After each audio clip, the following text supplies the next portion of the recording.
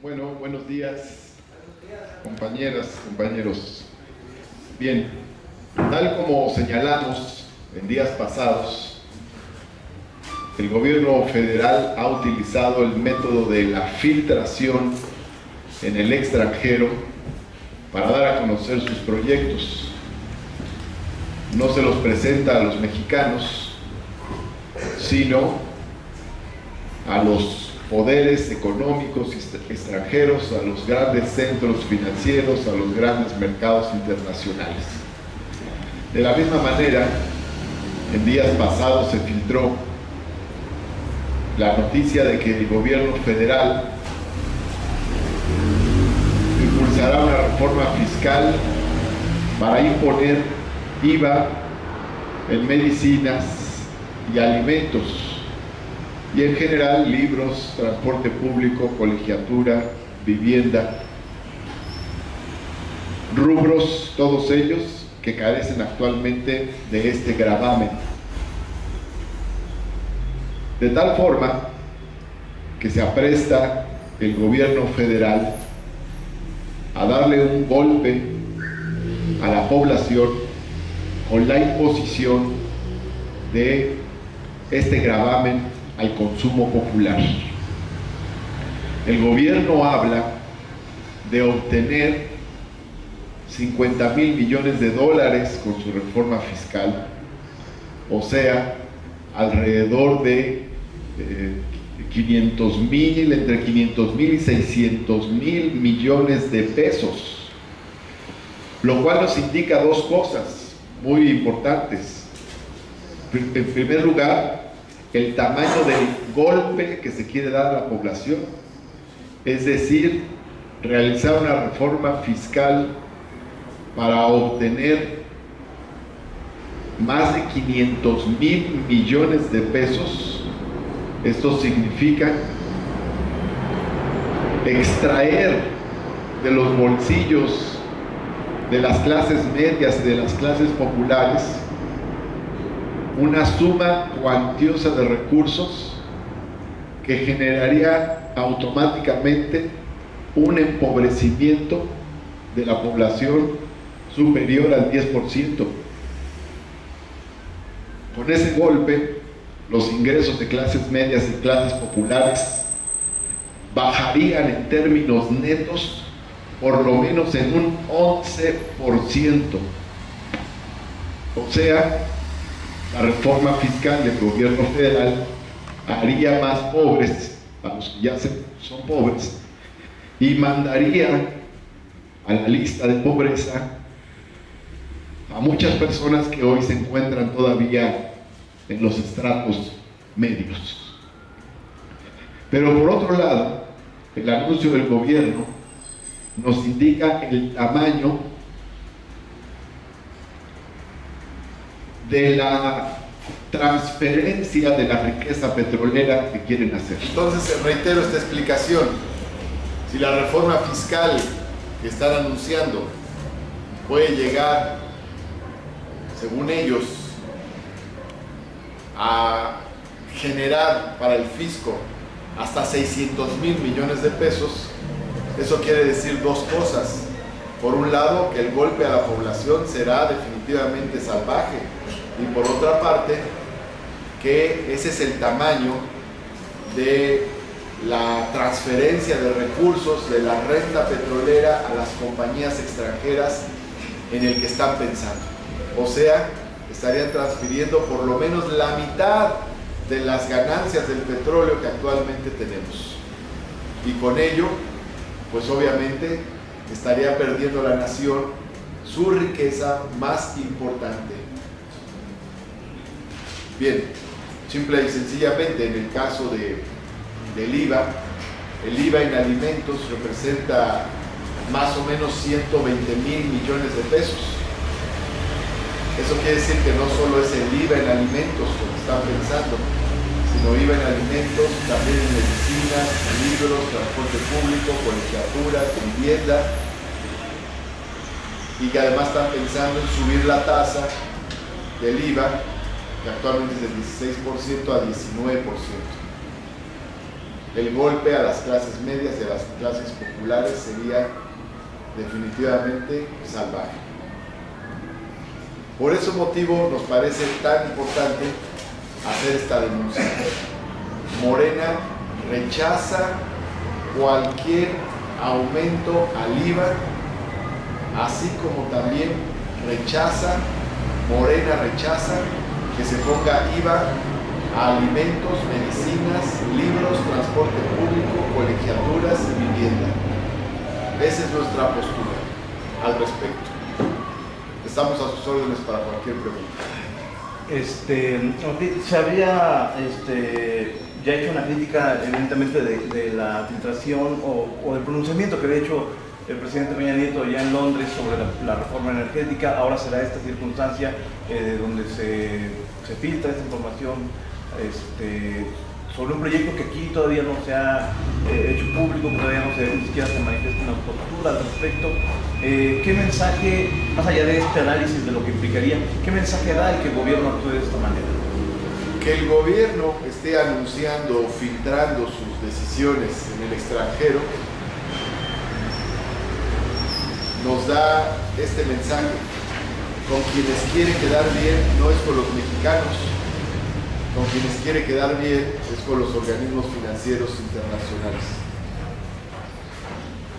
con las compañías extranjeras, con las calificadoras extranjeras, con los organismos financieros como el FMI, el Banco Mundial. Con ellos es con los que quiere quedar bien. Para ellos son sus reformas. ¿Qué más comprobación queremos? A ellos van dirigidas las reformas, no a los mexicanos. No son para beneficiar a los mexicanos ni a México. Son para satisfacer las presiones que reciben de estos organismos. ¿Van a impulsar acciones en contra de esta propuesta? El 8 de septiembre, en el Zócalo de la Ciudad de México, vamos a reunirnos no solo para defender el petróleo, sino también la economía de las familias. En el Zócalo, el 8 de septiembre, domingo 8 de septiembre a las 10 de la mañana, vamos a estar con Andrés Manuel López Obrador. Son dos grandes objetivos. Uno, defender el petróleo como un recurso para el desarrollo de México. Y dos, defender la economía familiar. Y por lo tanto, para defender la economía familiar, rechazamos los aumentos al IVA, los aumentos a los impuestos al consumo. ¿Hay punto de que el gobierno saque de otras vías Sí, por supuesto. El gobierno tiene tela de dónde cortar, empezando con el gobierno mismo. Nunca ha habido un programa de austeridad en la cúpula del gobierno federal. Un gobierno que compra un avión presidencial en 6.500 millones de pesos, pues obviamente que no está gastando bien. Ese es un ejemplo, un avión presidencial en 6.500 millones de pesos. Pero a eso podemos sumar una gran cantidad de gastos. Por ejemplo, los salarios de los altos mandos del gobierno federal son de 200,000 pesos mensuales cada uno, para poner un caso. Por ejemplo, los viáticos de los funcionarios federales en el país y en el extranjero. Por ejemplo, el parque vehicular que utiliza el gobierno federal, que en realidad no debería ser sostenido con el erario público. Cada funcionario debería tener su automóvil. Por ejemplo, los guaruras, guardias, personal de seguridad que tienen, que solamente deberían tenerlo los que están en las tareas de seguridad, nada más, de procuración de justicia, pero no el resto de los funcionarios. Por ejemplo, las pensiones de los expresidentes. No deberían estarse pagando pensiones a expresidentes y a sus familias. Para poner otro ejemplo.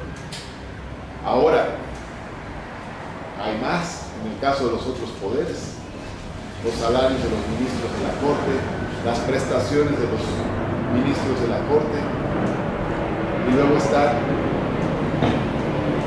en el caso del Poder Legislativo, el las prestaciones que tienen, o sea, seguro médico privado pagado por recursos públicos, por ejemplo, vehículos rentados con recursos públicos. Nada más de los seguros médicos fueron 55 millones de pesos y otros 50 millones de pesos de los vehículos alquilados. A eso agregamos los gastos de derroche que hay en los órganos autónomos. El IFE reportó gastos en lavandería por 40 millones de pesos. ¿Qué gastos de lavandería puede hacer el IFE con una cantidad de ese tamaño? Para poner un ejemplo. O por ejemplo, para combatir al sindicato de electricistas, el gobierno federal contrató un despacho por 60 millones de pesos, cuando tienen direcciones jurídicas del propio gobierno para enderezar sus querellas jurídicas y judiciales. El desperdicio es muy grande. Se calcula que el derroche y privilegios que existen en el gobierno federal suman un monto de 300 mil millones de pesos. Entonces sí tiene recursos el gobierno hoy en día. No puede haber un solo aumento a un impuesto, a nadie, ni a los ciudadanos, ni a los empresarios siquiera, mientras el gobierno no demuestre que ha aprovechado todos los recursos que derrocha. Porque si no, los aumentos a los impuestos van a ser para garantizar que continúen todos esos privilegios. ¿Será suficiente esta denuncia, esta convocatoria al Zócalo, dado que pues, todo esto lleva un curso a través del legislativo, y en donde bueno, los partidos mantienen aún suspendido un pacto, pero con esa misma dinámica de aprobar reformas, ¿no? ¿Es suficiente esta protesta o esta inconformidad que se denuncia a través de Morena? ¿Cuál será un elemento mayor con el que pudiera contar para evitar que se pudiera aprobar la reforma de esta naturaleza? Bueno, lo más importante es la movilización ciudadana. Movilización ciudadana pacífica. Entonces, en este caso, Morena tiene una postura clara en contra de la imposición del IVA en los rubros donde actualmente no se está utilizando sus impuestos, los rubros que no están grabados con los impuestos, y en contra del aumento al IVA. Y también, no solo es una postura clara, sino también hay una iniciativa de acción, que es la Asamblea Informativa del 8 de septiembre.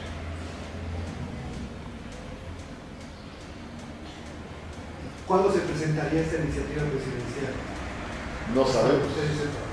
No sabemos, pero Ya ves que tiene... el propio secretario de Hacienda del gobierno federal ha estado insistiendo en su presentación.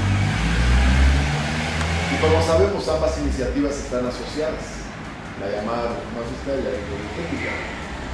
Como hemos dicho, y esto lo comprueba, la reforma energética hace que el erario público o el erario pierda recursos y los quieren compensar con una reforma fiscal para aumentar los impuestos al pueblo, lo cual es doblemente grave, porque es una pérdida de recursos de la nación, por un lado, y por otra parte, es un castigo al pueblo. ¿Qué se espera? Es como un traslado de los recursos del pueblo a las transnacionales petroleras. Y también esas son las medidas que han empobrecido a la gente. Exactamente. Es que es absurdo porque la situación es un círculo perverso.